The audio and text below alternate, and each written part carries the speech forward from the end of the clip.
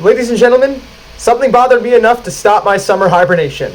Now, I haven't been covering a lot of Phillies games because there are 162 in a year, and talking about every single one is an arduous task. As I write this, however, I'm watching the Phillies crumble against the Houston Astros as they're down 7-0. Taijuan Walker pitched 6 innings today, giving up 6 runs and 13 hits.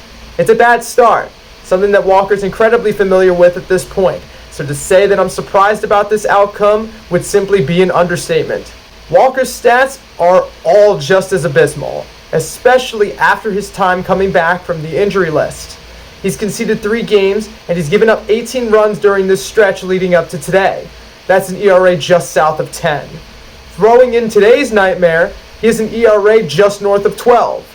But it's not just the stats. Watching him throw meatball after meatball for batters to just whack at is exhausting. Putting him on the mound nowadays is just asking for a guaranteed loss. I don't know what's worse, however. Seeing Walker consistently get starts and innings despite his nightmarish performances, or Topper's ignorance to let him get those innings in the first place. The fact that Topper continues to let Walker see the mound in a Phillies uniform is absolutely criminal.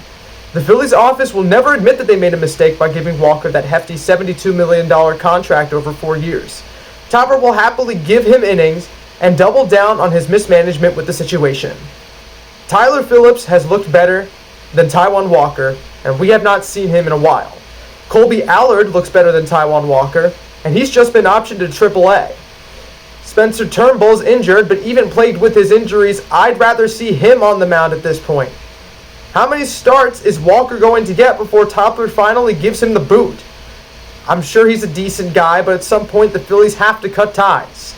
Let's hope the day comes sooner rather than later before he hands us another loss. They have to start taking their roster seriously if they want to win a World Series, and Taijuan Walker is just not the guy.